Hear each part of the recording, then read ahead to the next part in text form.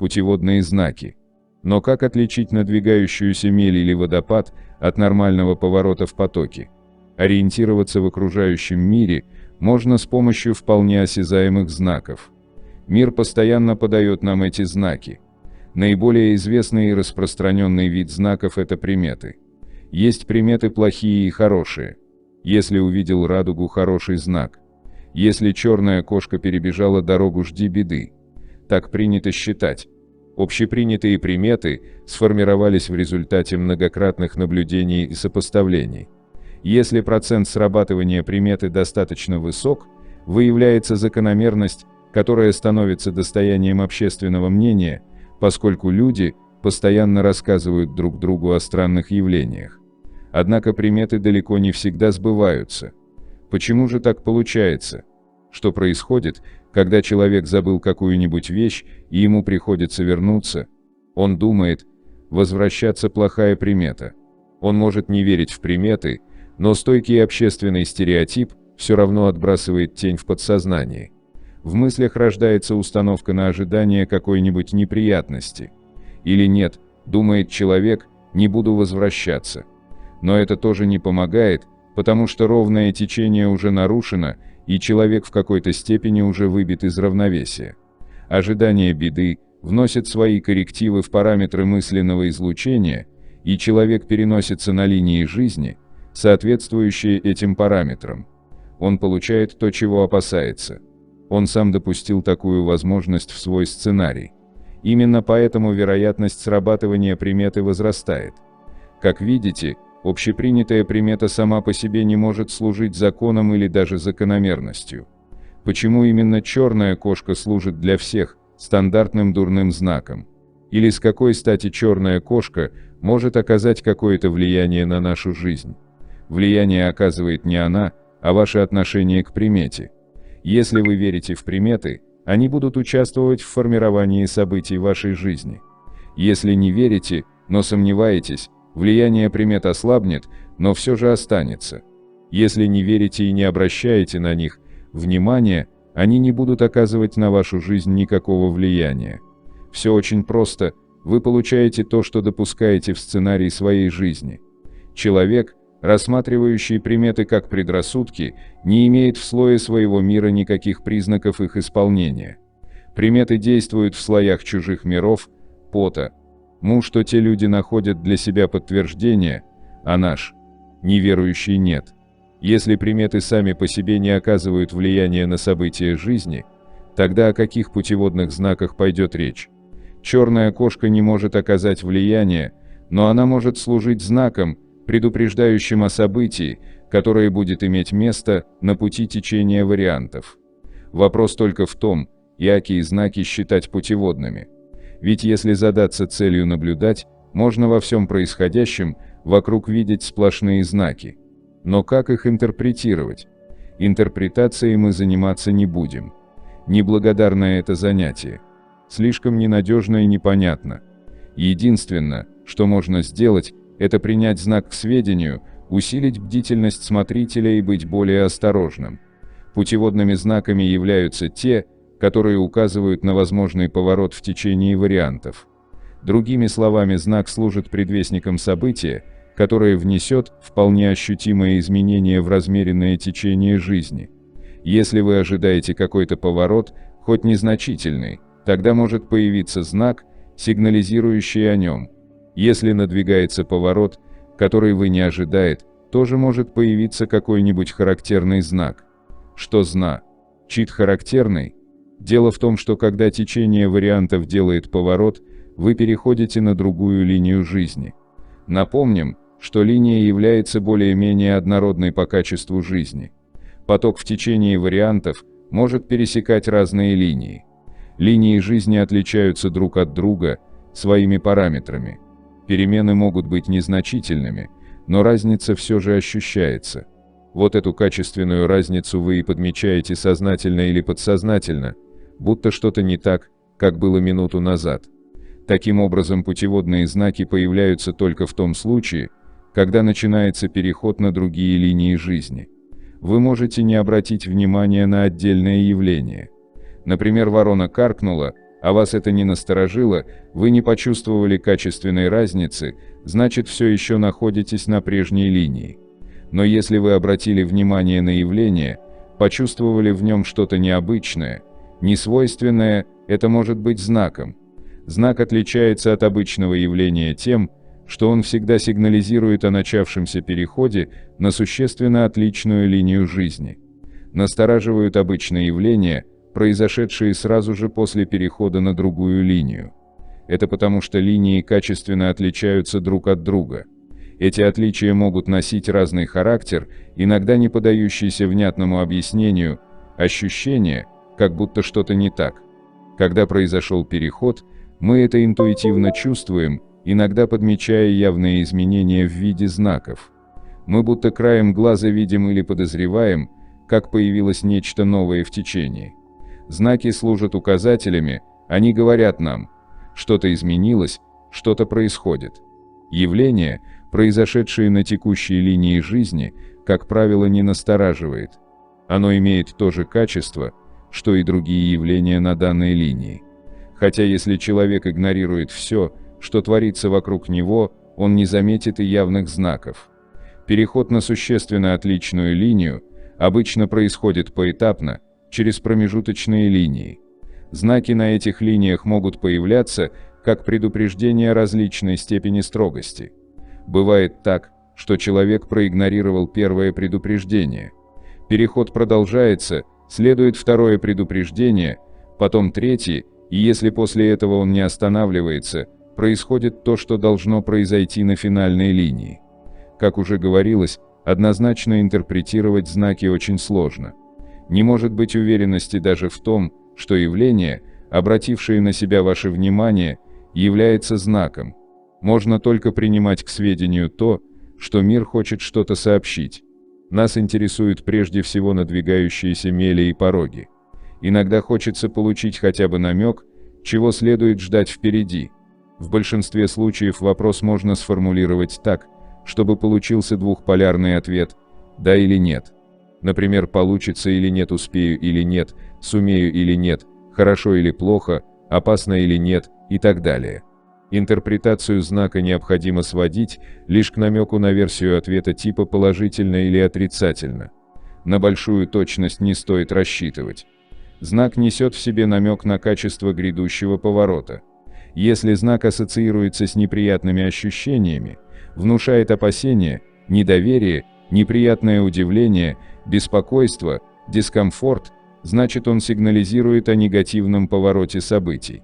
Если ощущения неоднозначны, тогда нет смысла интерпретировать знак «оценка» будет ненадежной. В любом случае не стоит сильно беспокоиться и придавать этому большое значение. Однако если вы обратили внимание на знак, не стоит и пренебрегать. Может быть, он несет в себе предупреждение, что надо быть осторожней, или изменить свое поведение, или вовремя остановиться, или выбрать другое направление действий. Знаки могут иметь самую разнообразную форму.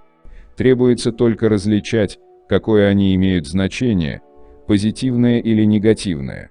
Например, я спешу, а мне загораживает дорогу старушка с клюкой, и я никак не могу ее обойти. Что должен означать такой знак? Скорее всего, я опоздаю. Или вот, мой автобус, который обычно едет не спеша, сегодня почему-то летит как угорелый. Видимо, я где-то взорвался, и мне следует быть осторожней. Или вот, задуманное никак не подается, появляются какие-то вязкие препятствия, дело движется со скрипом. Может быть, я выбрал тупиковый путь, и мне туда вовсе не надо. Главное достоинство знаков в том, что они способны вовремя пробудить вас от сна наяву и дать понять, что вы, возможно, действуете в интересах деструктивного маятника и в ущерб себе. Человек часто совершает роковые ошибки, находясь под зомбирующим наркозом маятника, а потом вспоминает, что не отдавал себе отчета в своих действиях, потерял бдительность. В таких случаях интерпретация даже безобидных знаков, как предупреждение, не будет излишней. Осмотрительность и осознанный, трезвый взгляд на происходящее никогда не помешают. Главное, чтобы осторожность не перерастала в беспокойство и мнительность. Необходимо заботиться, не беспокоясь. Сдавая себя в аренду, действовать безупречно. Как ни странно, самые ясные и четкие путеводные знаки – это фразы людей, брошенные как бы невзначай, спонтанно, без предварительного обдумывания. Если вам осознанно пытаются навязать свое мнение, можете пропустить это мимо ушей. Но если брошена спонтанная фраза, которая является рекомендацией что-либо сделать или как поступить, отнеситесь к ней очень серьезно. Спонтанные фразы – это те, которые произносятся совершенно необдуманно. Вспомните, как бывает, когда вы отвечаете на чью-то реплику буквально сразу, не раздумывая. Ответ как будто уже существует где-то в глубине сознания и слетает с ваших губ, минуя аналитический аппарат разума. Подобным же образом бросаются рассеянные фразы, когда разум либо дремлет, либо занят чем-то другим. Когда разум дремлет, говорит душа, а она-то как раз обращается к информационному полю напрямую. Например, вам невзначай бросили «возьми шарфик, простудишься». Наверняка, если не послушаетесь, то потом пожалеете. Или вот, вы озабочены какой-то проблемой, а кто-то попутно бросает малозначащую для вас рекомендацию. Не спешите отмахнуться и прислушайтесь. Или вот, вы уверены в своей правоте, а кто-то между делом, ненарочно, показывает, что это не так. Не упрямьтесь и осмотритесь, не лупите ли вы руками по воде. Душевный дискомфорт тоже очень ясный знак, только, как правило, на него мало обращают внимания. Если нужно принять решение, никто лучше вашей души не знает, как это делать. Часто очень трудно понять, что именно подсказывает вам душа.